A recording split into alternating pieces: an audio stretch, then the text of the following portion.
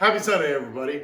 Welcome back. My name's Anthony, and if you're just joining me for the first time, I am going through every dish that is either shown or mentioned in the show The Sopranos, or in one of the two official cookbooks, The Soprano Family Cookbook or Entertaining with the Sopranos. Today's dish is just briefly mentioned. Oh, and by the way, your Dr. Melfi has excellent taste. She only shops at the fancy schmancy deli. You know, the kind with the Italian name, but you can't find a meatball in the whole joint. But I gotta tell you, Detective Makazian makes an excellent point. I hate going into delis that claim they're so Italian and they don't have meatballs? What is up with that, right? Some of you might be noticing my hair's a little bit longer than usual. I normally try to get my hair cut every 2 weeks, but man, the last 2 weeks has been crazy. I got a new place. So anyways, I bring that up because one of my favorite Italian delis in town is right next to my barber. By not getting to see Rigo over at Caesar's, I haven't been able to go next door to Papanopoulos and get a meatball sub from them. Today we're making meatballs. This recipe is not either of these two. This is just the way I kind of make them personally. You're actually getting to see how I do them. Later on, we'll actually do the recipe that's in Entertaining with the Sopranos and make a sub out of it. But for now, this is just if you just want to have just meatballs on the side. Hold that thought. I forgot the breadcrumbs. Be right back. Been a long day. And since I like to shout out who I'm drinking, I am back with my beloved Riboli family's San Antonio wine. My favorite wine, both in taste and, of course, the name. Now, if you've been watching me for a while, you know that I absolutely love my local butcher, Tim, over at Woody's Butcher Block. If you're on the Central Coast, specifically the Santa Maria area, I highly recommend you go to him. If you're not in Santa Maria, if you're not on the Central Coast, find your local butcher. Make friends with him. Keep communication with him. He starts to learn your taste. He's gonna be able to let you know, oh, hey, Tony, you're in again. In fact, it actually happened to me today while I was buying this. I got off work, swung by Woody's to grab this meat, and my buddy there goes, hey man, I got these ribs for you. I was just about to package them. Do you want them? And I was like, ooh, you know my taste. Of course he knows my taste because I'm in there all the time. I did kind of fail you on this one. I made life slightly easier on myself, but I should have made it harder on myself just so that you guys could see what I had going on. When I went to Woody's and I told my buddy what I was doing, he said, actually, you know, I happen to already have a half ground beef, half Italian blend already put together. So I just bought 2 pounds of that. In hindsight, I should have got the Italian sausage and the ground beef separate so that you guys could see me mix the two together. I went easy on myself, which kind of cheats you guys. So I apologize. But so you know, when I'm making meatballs, I like to do a 50-50 blend between Italian sausage and ground beef, which they already had available to me, so I went with it. The rest of the ingredients include Italian seasoning, which I'm going to pre-open, granulated garlic, which I'm pre-opening, and because I remember that old Alka-Seltzer commercial. Mamma mia, do you need Alka-Seltzer? Alka-Seltzer can help unstuff you, relieve the acid indigestion, and help make you your old self again. Mamma mia, that's a spicy meatball. I like it a spicy meatball, so I'm gonna add in some ground California chili pepper, 2 large eggs, some Italian breadcrumbs. If you want to be all Martha Stewart and make them from scratch on your own, great, have at it. I worked a full day today, so I'm going to use the generic out of a can. Also on the stove back here, I have 2 pounds of spicy marinara sauce on low, just heating it up in preparation to receive the meatballs. But we're not there yet. Wash your hands if you haven't yet. Go ahead, take the eggs. It doesn't have to necessarily be 2. I like to generally do 1 egg per pound-ish. There's just under 2.5 pounds of meat in here. So I use 2 eggs. This is why you have to wash your hands. Get your hands all up in here. It's helpful if you have a secondary person or evolve a 3rd arm. That's nice too. I'm gonna go ahead and just wash this hand off. Some of you pickier people are probably like, what measurements? How much of whatever, how much Italian seasoning do I use? Use the ratatouille method. Smell it, feel it in your soul. If you don't have a sense of smell, well, good luck. I season to my taste, which is a lot of garlic. Yeah, that's right, Greg. You know it. I use a lot of garlic. The backstory on that is the Alfredo recipe that I use, I got from my friend Greg, and I doubled the amount of garlic that he uses. And when he found out about it, he goes, "That's not my recipe anymore. That's your monstrosity." Now, I don't like to use a whole lot of breadcrumbs. Sometimes it's a bit of a cheat, but one great thing about breadcrumbs is they absorb moisture. So as the meat is cooking, and of course all that juice comes out of the meat, it gets caught by the breadcrumbs, which essentially acts like sawdust on an oil spill and soaks it up. So you don't lose the juice, it stays in the meatball, in the breadcrumb. I think I actually have some of that cheaper Parmesan cheese. I'm gonna add a whole bunch of that. In fact, if you wanna use that instead of breadcrumbs, highly encourage it. I'm gonna use a combination of both. I'm totally ready for the angry comments about using store-bought breadcrumbs, store-bought sauce, and cheap Parmesan cheese. I don't care, I work a full-time job. Not only that, my show is not for Gordon Ramsay. He's probably just gonna make fun of me if he ever watches it. My show is for the people who are afraid to cook, don't have time to cook, don't know how to cook. I'm with you, buddy. I'm just an average Joe like you, trying these recipes out for the fun of it. Cooking should be fun. It shouldn't be intimidating. It shouldn't be something you're scared of. Just get in the kitchen and try it out. So now with all those things on top of the meat, I just blend it all together. Try to make sure all the seasonings make their way through all of the meat. And I gotta tell you, this is smelling pretty good. You know another great thing about making friends with your butcher? You can trust he's giving you quality stuff. I never question what I'm getting over at Woody's. Okay, I've been mixing for a while. I'm gonna add some more cheese and a little bit more garlic. And there we go. Sure, more seasoning. All right, can you overdo it with the cheese? No.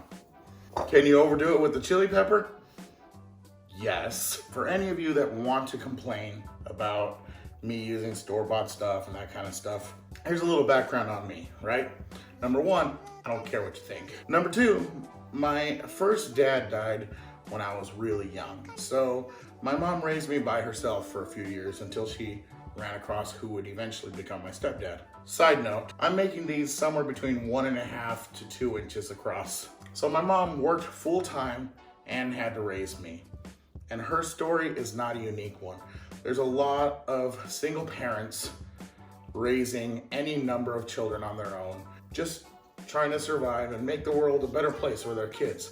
And I am 100% behind each and every one of you who's doing that now. The whole concept of, oh, everything's gotta be fresh made and all that stuff, that's great if you have that kind of time. Not everyone in the world does. And that's why meatballs are great. It's something that, you know, I'm kind of taking my time doing this, but this could easily be done. The prep work on this is about 20 minutes. I'm making pretty good size ones. After a quick browning, we're gonna let them simmer for about 20 to 30 minutes in the sauce, which the sauce can be store-bought. To the moms and dad out there who are raising their kids alone, you're not any less of a parent if you buy the cheap store-bought sauce. If you are providing a meal for your kids, you're an awesome parent. That being said, go ahead and add some garlic to the sauce. It'll definitely improve it. Since I've been talking to the parents a lot, let me say something else. My buddy Andrew, who you've seen bartend with me, I know you've only seen him in a bartender fashion with me, but he's actually one of the best dads that I know. And one of the things that makes him really great is that he's teaching his kids how to cook. His oldest is only about 4.5, but the other night I saw on Facebook that he cooked dinner for the family. Obviously, with Andrew there guiding him and helping him out.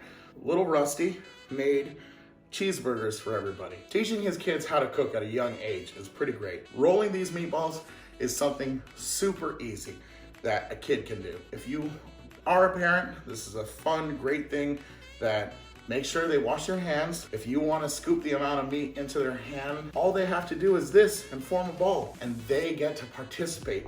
And you get to spend time with them making memories. It's a really great thing. So I finished rolling. 2-ish pounds gave me 28. So do with that number what you will. I'm gonna go ahead and wash my hands and shift on over to the stove. Just stirring up the sauce real quick because I've been ignoring it this whole time. I'm gonna take just a splash of the wine and pour it in just for added flavor. That is already pretty good, but I'm gonna go ahead and just make it mine.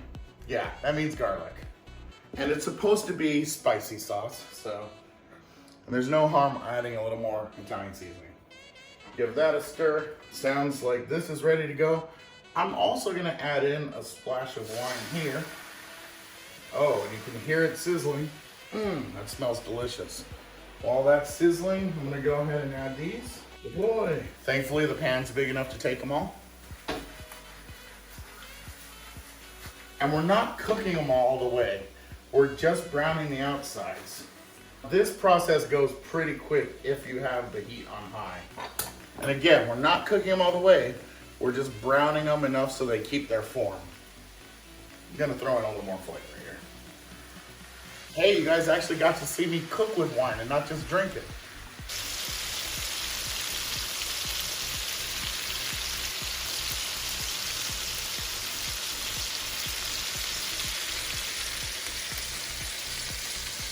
All right, so these are pretty much done to my liking for this point. And now, let them join their tomato bath. Go ahead and give it a little stir, make sure they all get coated. Now I'm gonna go ahead and just put a lid mostly on, leaving it cracked slightly a bit, and it's still on low. I'd say it's about a third of the way from low to medium right now. Gonna go ahead and let that simmer for about 25 minutes, stirring occasionally, and mainly enjoying my wine as I relax for a bit. Let's see how they're done. Oh my goodness. Ooh. Such a good smell. All right, time to turn off the heat and serve some up. I know I normally serve my dishes on this red plate, and I know that this is for creme brulee, but I really want the colors to show up. So I'm gonna go ahead and put a meatball in here. Oh, it's like a little meatball boat. I've got some nice Parmesan cheese. It's so hot, it's melting the cheese right as it lands. Let me go ahead and slice into it for you so you can see how it looks on the inside. There we go. Totally done. I got a feeling this is gonna be one of those times that I totally burn my mouth eating something while it's still too hot.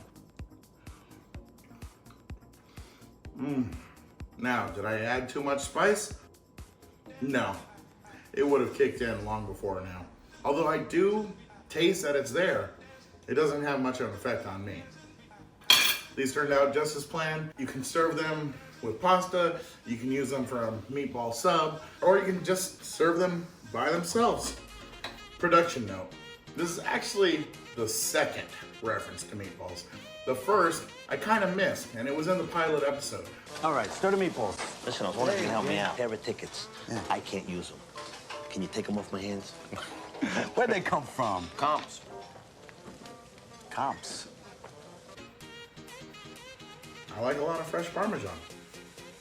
Okay, I guess that's enough. Now, another production note, and also a side piece of interesting Soprano trivia. Some of you are gonna ask, well, all right, Anthony, if it's okay to buy store-bought sauce, which store-bought sauce do you prefer to buy? Now, obviously, since I'm doing a show called Cooking with the Sopranos, the best answer I could possibly give would be Vinny Pastore's sauce. And I'll go ahead and I'll add a link to his online store in the description. But let's say you don't want to shop online store and you're making this tonight. You want to be able to go out to your local grocery store and get some sauce. If that's the case, my own personal recommendation, and I'm not being paid to say this, would be Rouse. It's pretty good, and if you are on Facebook and in a lot of the other Italian groups, a lot of other authentic Italians will also say that if they're gonna use canned sauce, this is their go-to. Now here's the interesting piece of Soprano trivia. The current co-owner of Rouse in Harlem and the owner of several of the other locations, such as the local one in LA, is Frank Pellegrino Jr. And the previous owner, Frank Pellegrino Sr. Now, why is that interesting to The Sopranos? Because we're gonna see in the season 1 finale. As we both know, there's been an attempt on your life. You have enemies. I'd say it's a safe assumption that you may have finally run out your string here in North Jersey. Frank Pellegrino Sr. is the FBI agent in charge of Tony Soprano's case. So you see, there you go. I managed to tie it back to The Sopranos after all. Anyways, make these at home. Hit me up on my social medias that are scrolling below. Let me know how they turned out for you. Please click subscribe. There will be a little bubble that'll appear right about here-ish. It's free for you and it really helps me out as a YouTuber. And you'll be notified when I come out with a new video, like next Sunday at 11:30 Pacific time. Until then, manja.